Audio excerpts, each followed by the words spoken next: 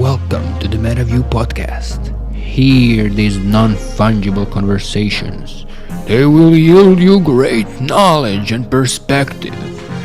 But beware, they might also make your brain go boom. So watch your step, because this rabbit hole goes deep. Good luck and have fun.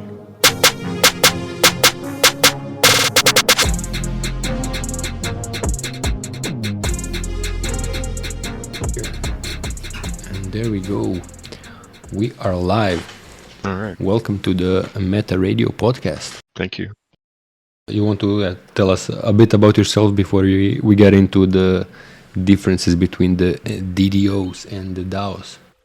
Yeah, so I'm kind of a lifelong geek. I've taught myself machine language on an Apple IIe in the 8th grade, back in the day. And so, yeah, and then I was doing tech support before you knew it, getting pulled out of class to figure out things. And then typical of a lot of geeks and a lot of people on the autism spectrum like myself, I basically, welcomed a bunch of other people into the lab, which was unused before I got there, and taught them all how to do things, and then they formed a clique and kicked me out of it. But I moved a lot, so I wasn't there for a long time, and they didn't have computers at the next place where I went. So I did, later rediscovered computers when I was living in Boulder. I was an athlete in between there, bike racing. I tried to be a pro bike racer at one point. That's kind of when I discovered, spiritual life and stuff. And so there was always a bit of a, tension between, goal setting and, I didn't really do the goal thing. I wasn't really an athlete as a young person, although my dad was a really good volleyball player. And then when I got into bike racing, it was like changed everything. And I was training 1,000 kilometers a week for years, and then trying to be a pro. And then I went to Europe, and I raced against Lance Armstrong and these guys, coached national champion athletes. So if you were between 13 and 23 and wanted to be a pro athlete in endurance sports, I could make you into one. So development has always kind of been, in my mind, because I'm thinking about athletes. I was thinking about my own athletic development, but then the problem was this 1992 to 1993 when I went to Europe to try to become a pro. I realized that there's drugs here. So I came home kind of came home kind of disillusioned, and that's about the time when I was in Boulder and I was working with folks there, but it just seemed like the drugs are everywhere, and so I didn't feel good about bringing athletes into a situation like that. You know what I mean? And when I was there, I was like, I got one of the women who was helping us. She was the best friend of one particular professional athlete, and on an Italian team, and she was, friends with other people in the thing, and she's like, the team director would give them a slip and to go to the pharmacy, but they couldn't just go to the regular pharmacy. They actually had to go to the veterinarian to get some of those drugs. So I was like, oh my God, like this is not a thing I want to do. And so, we all know what happened subsequent to that, but I was on the periphery of, and I knew all those people who got caught for drugs.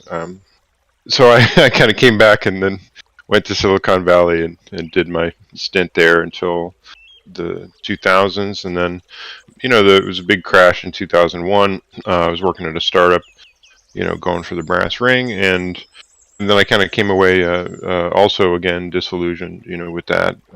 Just because, we folded right at the time when we seemed like we should be taking off.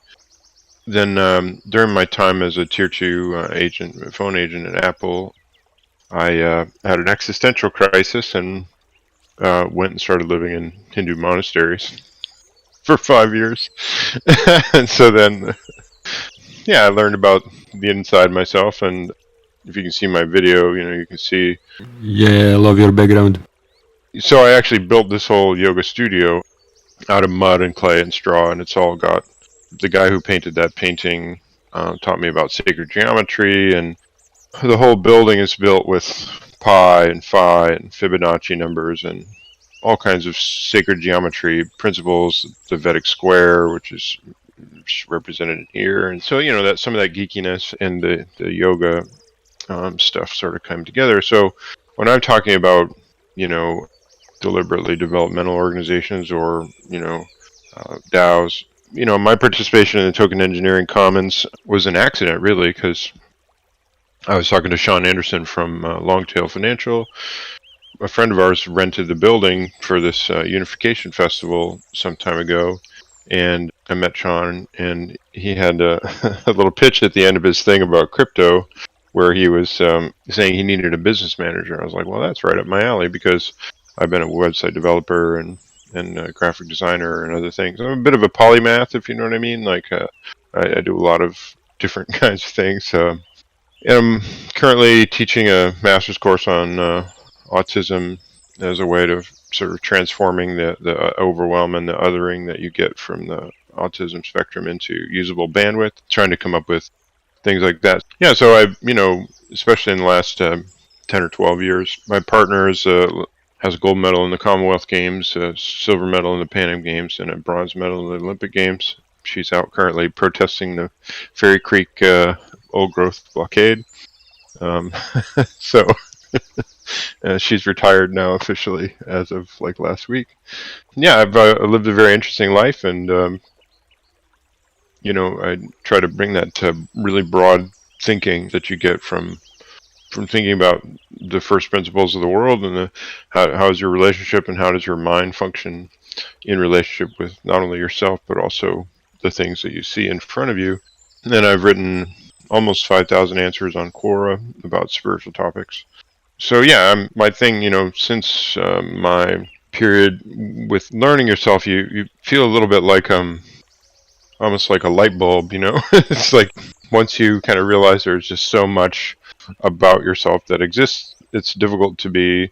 It's almost like there's just this fountain or something sort of flowing through you, and and given the diversity of my experience and how I've been able to take, the thing about autism is that there's just no way to turn off the input. Do you know what I'm saying? Like the thing, like what a neurotypical person would sort of deal with is relatively small in comparison of, the amount of input. But the problem is that you're often sort of crushed under the weight of all the input. So I've been able to figure out how to use that as, like, I can accept that amount of input now, as opposed, and then be like, okay, I'm going to parse it out and figure out, what it is. And in many ways, it gives me a bit of a synesthetic ability to think about kind of concepts and imagine things in 3 dimensions. And yeah, it's an interesting, thing being in my head. So I'm trying to take those things, and given the fact that I work at a native band and my wife is the first Indian person of Indian descent to win an Olympic medal, and watching her suffer from racism and othering, I'm kind of taking all the different things I have, especially in Token Engineering Commons. We really take that seriously. We take the ethical part of the thing seriously. So I've kind of got a nice marriage of skills and life experience that come together nicely for the crypto space, as kind of like a crypto coach or something, a crypto culture coach, or something like that. So yeah, it's really interesting. Nonviolent communication is another thing. I participate in multiple groups with integral theory and spiral dynamics right now. So that's my current thing. Oh yeah, that's interesting stuff. But yeah, you're really all over the place. Sorry for a long intro, but that's just my life. So many things.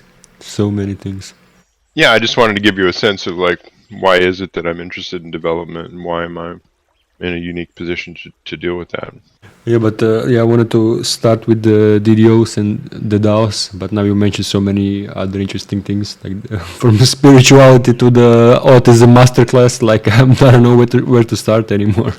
Yeah, I'm sorry about that. That tends to happen with me. We'll see. Like, so for me, like, imagine this kind of black hole thing where you've got like this sort of spinning spiral of things kind of coming in, and then for me, the whole thing is to kind of work on how the at the point, it's like with, for example, when you're talking about monetary systems, right? What the change in crypto is doing is, the problem with existing monetary systems is there's an unequal distribution right from the beginning. So if we get into bonding curves, that sort of solves that problem, right?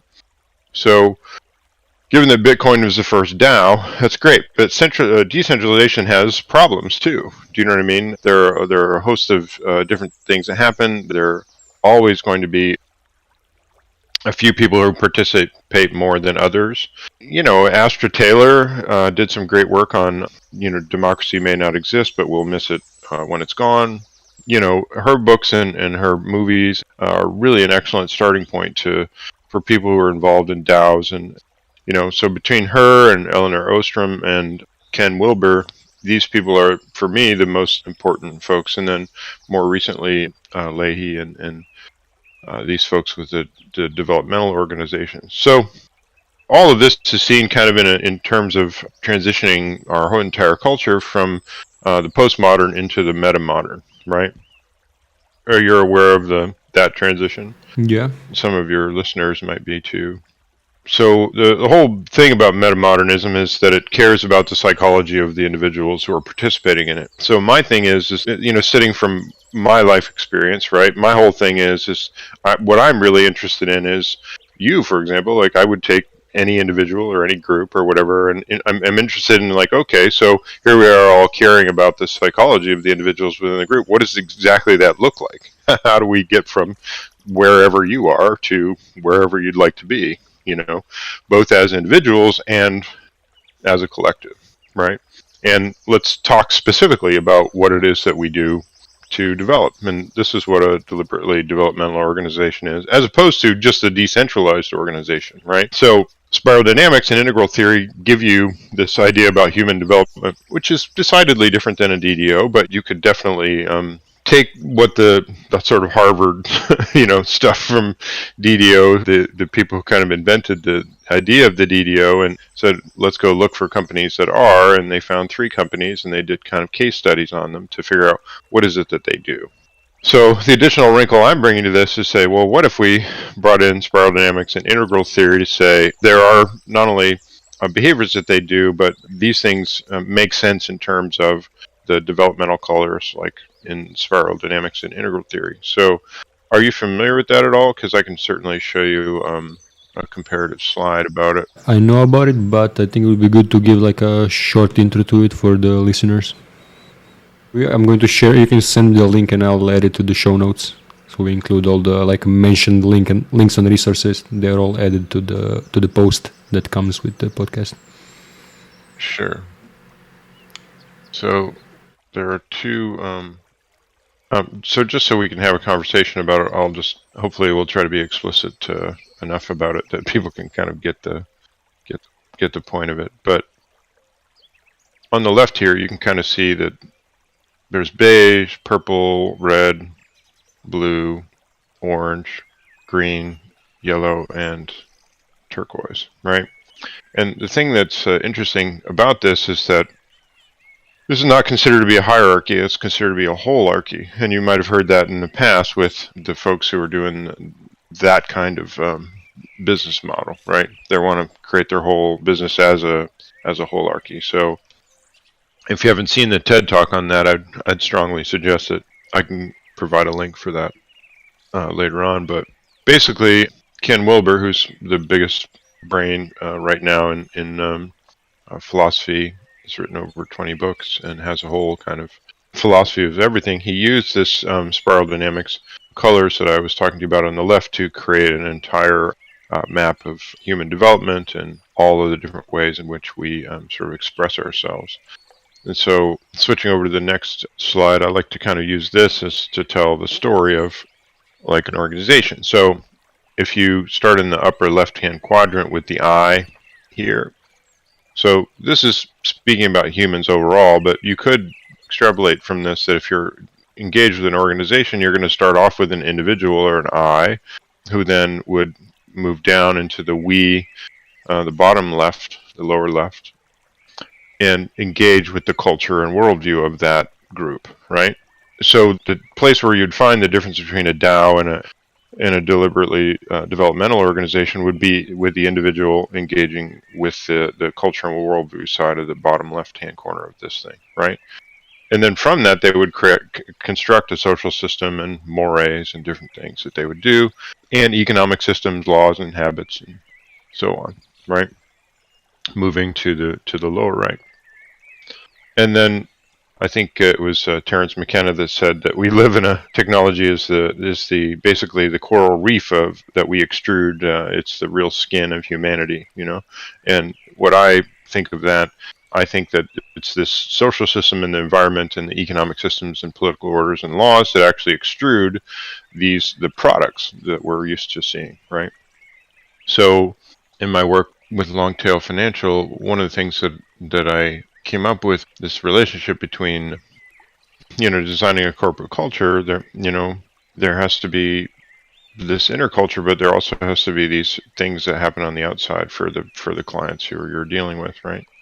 And so you've got to have, the human side of the picture, and you got to worry about your employees and think about their development. Then you have to create the culture that worries about the group needs and the shared values and things.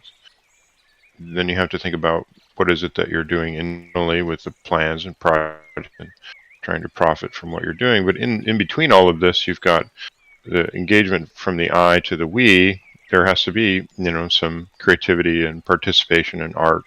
And you probably notice this in terms of dealing with the DAO. The thing that makes DAOs is participation, right? Things that makes democracies is participation. The problem with the democracy, for example, in the United States right now is that people just stop participating and just allowed things to fester in such a way that it just stopped working for everybody, right? And so, and then between the corporate culture and what it is that you're gonna be dealing with on the, whatever projects you're gonna do, there's market forces that you have to contend with.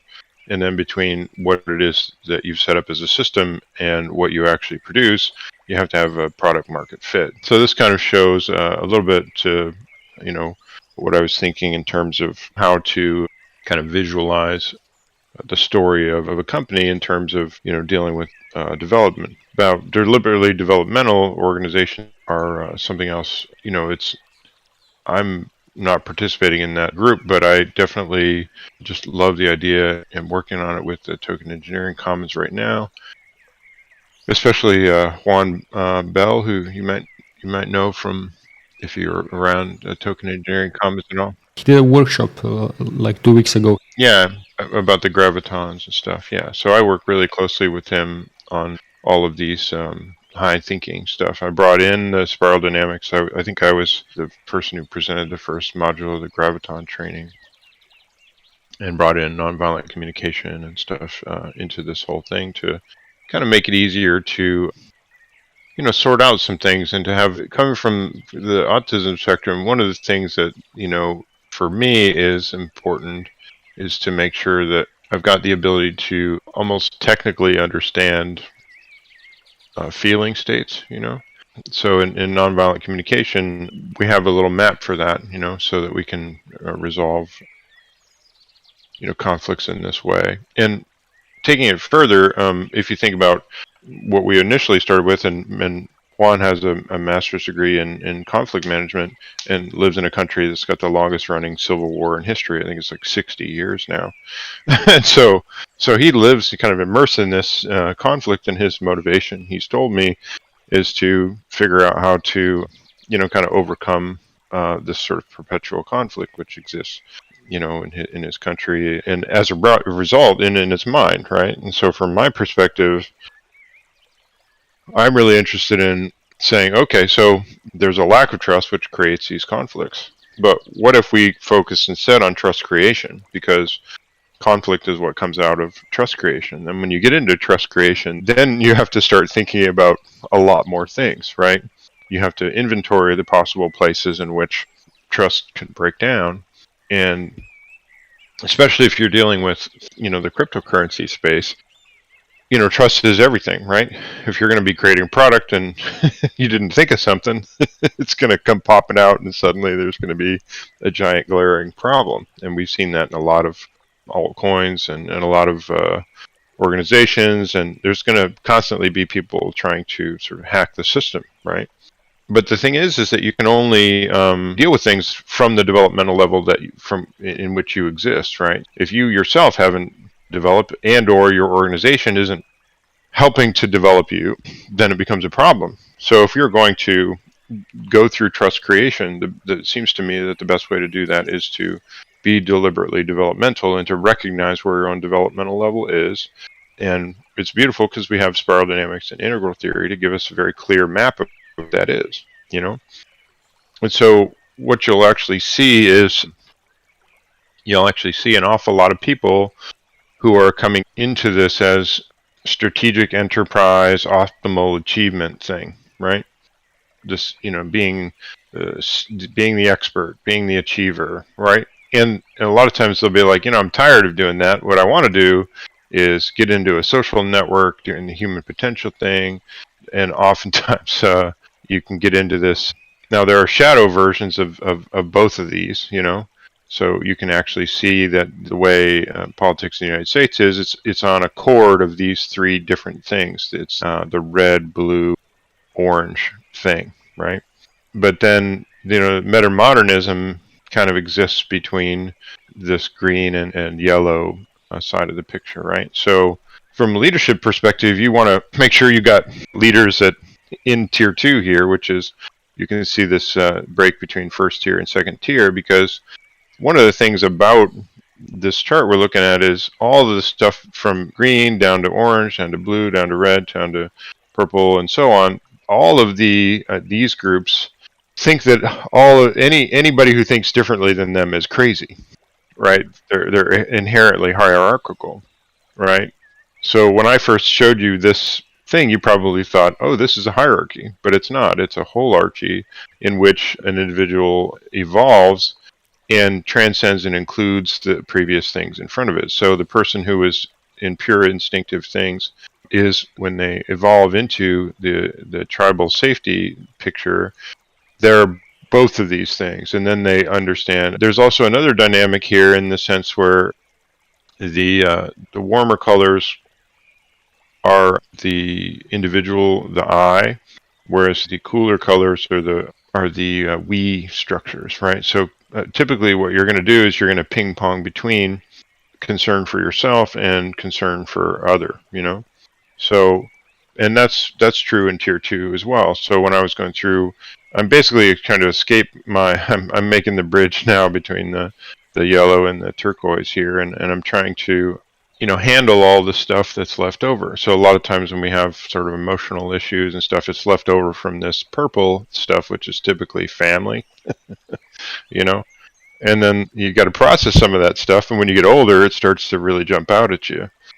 And then the line between, this red and blue is sometimes called the guilt line. So there's a whole bunch of things around that people have to deal with emotionally. And these are all things that you carry forward because you develop, and you're basically stacking these colors one on top of the other, right? So you're all of these things at once. But what's neat about that is that you can basically talk to people and begin to understand where they're coming from by what they say, right? And by the way that they behave. And it gives you a really good sense of how to do things. But when you get into tier 2, then you can start to figure out how you can switch, right? So in yellow, you basically are like doing like an inventory of all human development, which is basically what I did. And then in turquoise, you're like, well, okay, I'm just going to pretend that I'm this red person. I'm going to pretend that I'm this blue person, because you can speak the language of all these individual developmental sections. And so that's really helpful if you're going to get into the deliberately developmental organization, because you need people who can speak those different languages and who have integrated.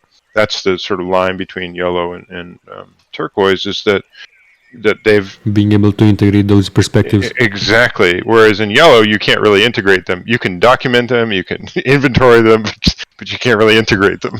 But then when you get into the turquoise, then it's somebody who's really integrated that not only into their own lives, but also is able to switch, Now, so hopefully what you get involved with is a person who's at turquoise, because you would want somebody like that to sort of guide you, right? in some way, who's not, subject to any individual perspective, and they can take the perspective of others. And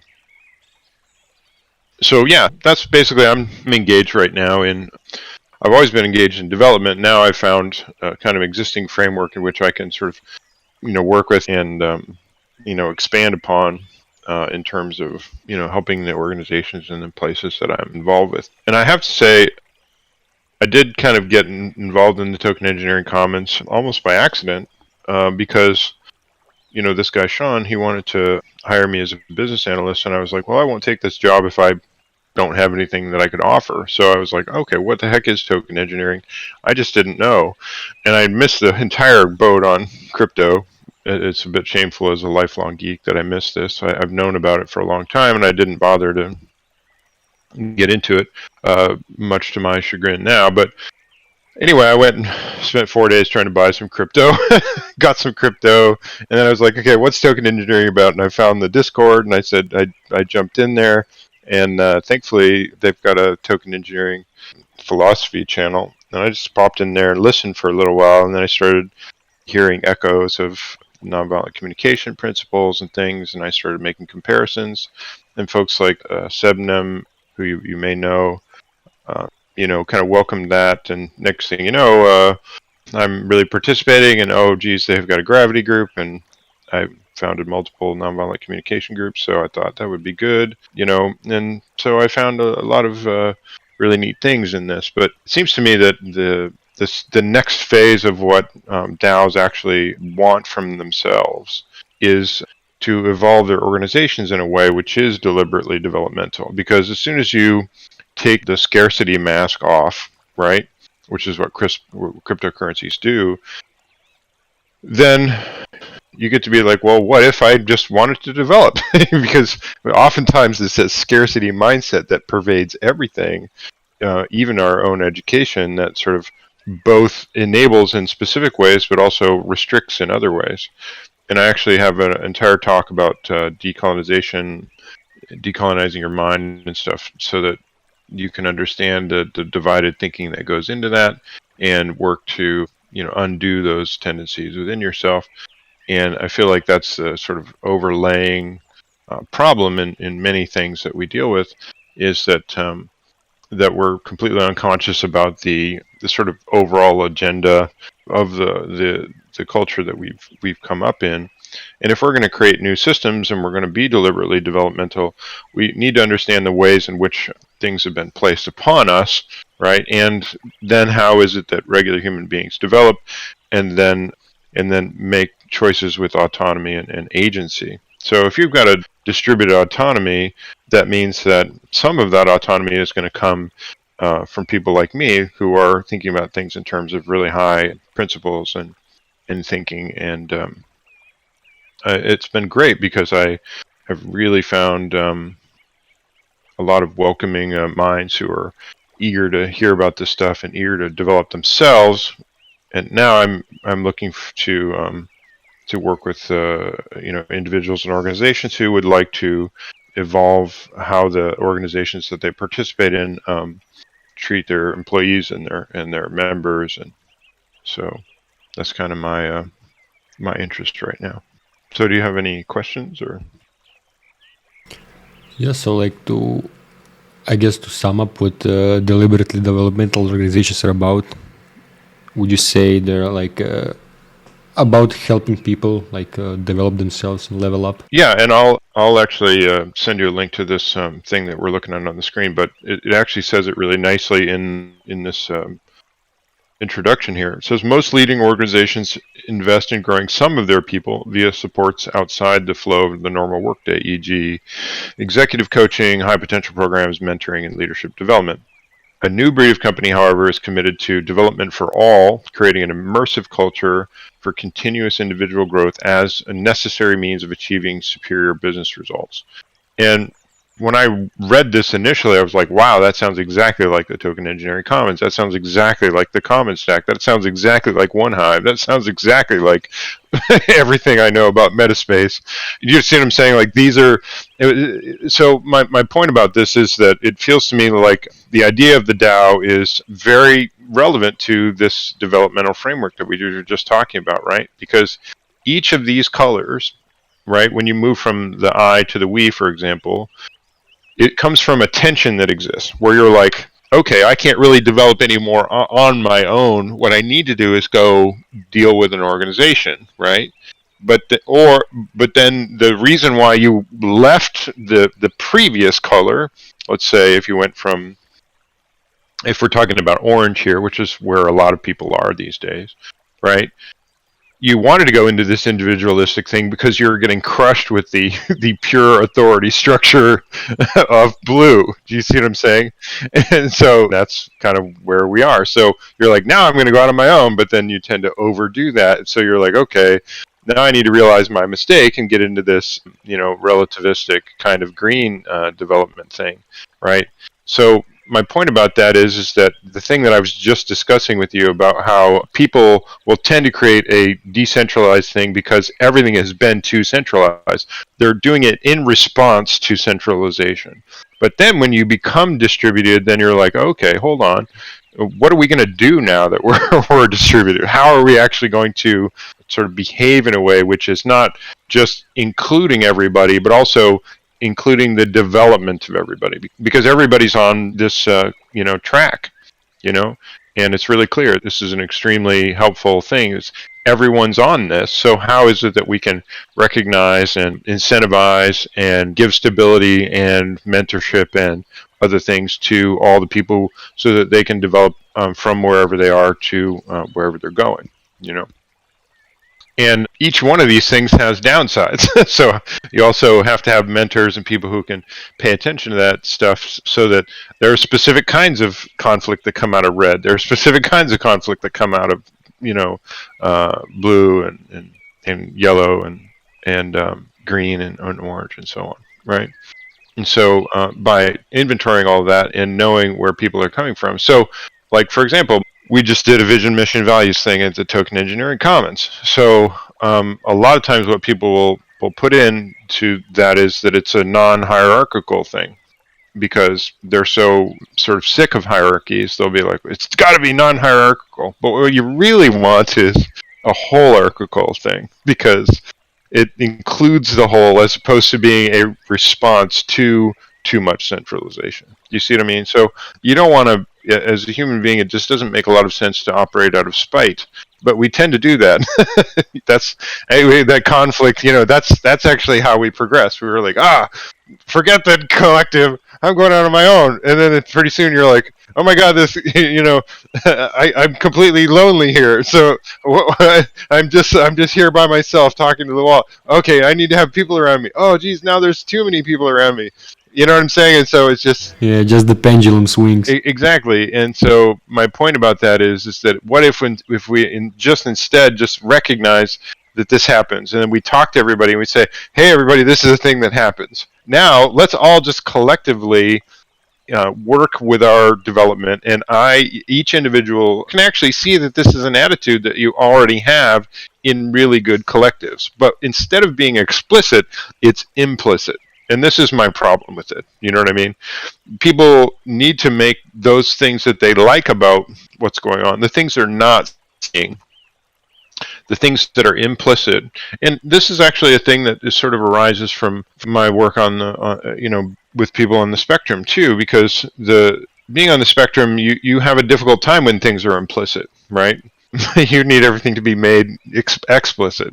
And that's the great thing about mental models. So if I'm in the middle of a situation where we're doing an entire cultural build in the Token Engineering Commons, well, my goodness, I'm going to participate and I'm going to ask everyone to be as explicit as possible, right?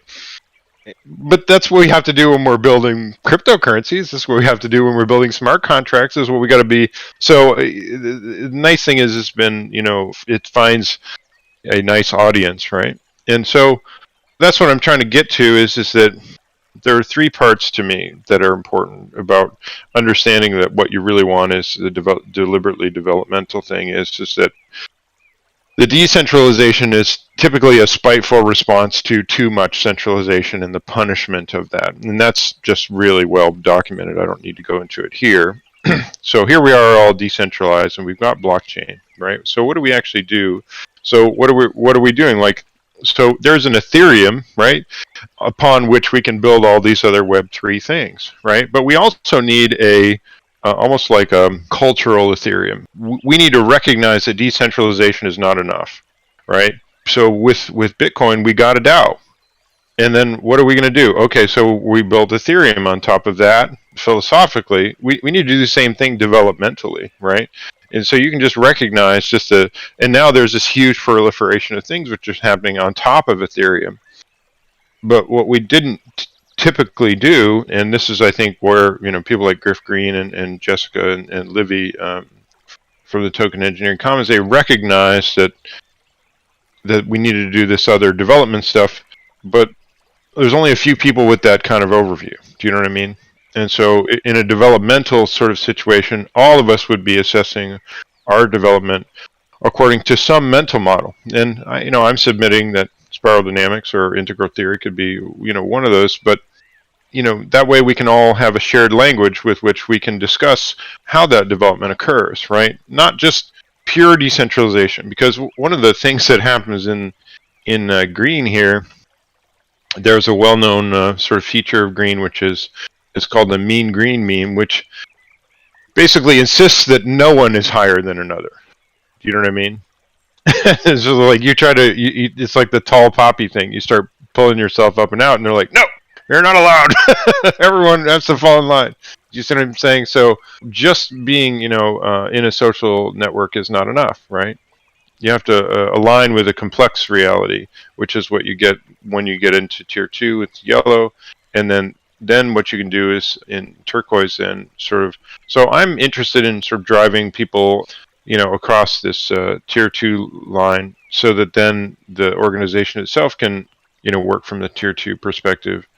And I just think if you're talking about deliberately developmental organizations, then that's automatically kind of a tier 2 organization, right?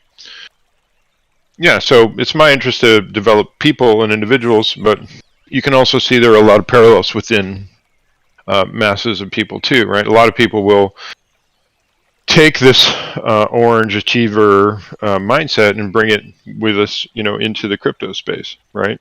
That's why you got a lot of number grow up people. That's why you got a lot of, you know, people trying to create their own, you know, cryptocurrencies and develop, you know, specific differentiated offerings.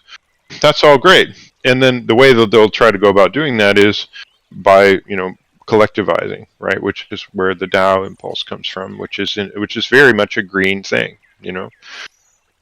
But the people who are going to really be useful to those folks as far as, you know, guiding principles, it's not just about the tech, it's about what goes into the tech and what's the philosophy underneath the tech. So I realize that I feel like I've done an hour-long introduction to my thing here, but, you know, I barely let you get a word in edgewise here. Yeah, I think it's a really great point. Like, we have been focused so much on like the technology itself, and there was very little focus on the philosophy and like the social system around it. There's nobody been building like a proper social system, and that's kind of why I started Metagame, because like there was just more and more DeFi, more and more like these consumer products, but we lost focus of like the bigger picture of like why are we doing all this, and like building like a proper social system that helps people learn things. And yeah, and hopefully you can see, like, just relatively, right, how strategically, even if I'm thinking from the orange perspective, right, I would want people in yellow and turquoise to be making those decisions. Do you know what I'm saying? I would want people who had already developed in such a way, and then I would want them to say, we should develop everybody. Do you know what I'm saying? Like, so even if I think from the orange perspective, right, strategically, I'm going to get most of what I want by putting somebody who's got that kind of perspective into their organization, and even if it's just consulting. And I know a person who's really turquoise. He does exactly this, and this is my interest too, you know. I mean, my day job is like, I'm just a system administrator, but I feel like I have a cap on me. Do you know what I'm saying? Like, hey, just go be a system administrator. That's all you really need to do. You know? I'm like, yeah, but have you thought about things, you know, in this expansive way? You know what I mean? And so I'm not in an organization that sort of knows about that, but it's fine. I understand, why they do things the way that they do, and I have no real issue with it because there's a lot of other things about native organizations that are awesome and wonderful.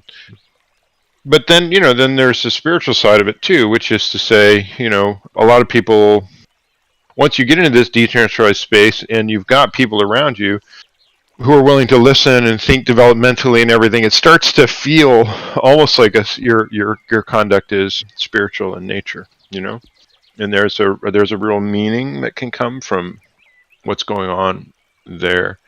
And to that end, I began to take a lot of the stuff that I used to do with athletes, and I started working on this thing I'm calling Virtua Cycles.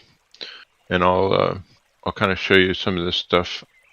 So this is still a rough draft, but basically we've sort of worked in situations that are task oriented, where the schedules and priorities are extrinsic from us, and that they're often mandated and very outcome focused, whereas human oriented things actually align the cycles of your own development. And I've got a specific way that I'll show you that I go into that. And then you're basically dealing with your intrinsic motivation as opposed to, somebody imposing something upon you. And you're focused much more on the effort as opposed to the outcome, right? And then one of the things that you can see is that you can actually periodize this. So when I was working with athletes, we would plan the whole year, right? And then you could break it down. The entire year could be broken down into two separate blocks of 4 6-week cycles each. And what's neat about this is then that works with the developmental cycle of the human being, the way that we adapt to our environment. So for example, if you get a new job, typically you're going to feel better about it after a week, much better about it after 3 weeks, 6 weeks, 3 months, 6 months, and a year, right?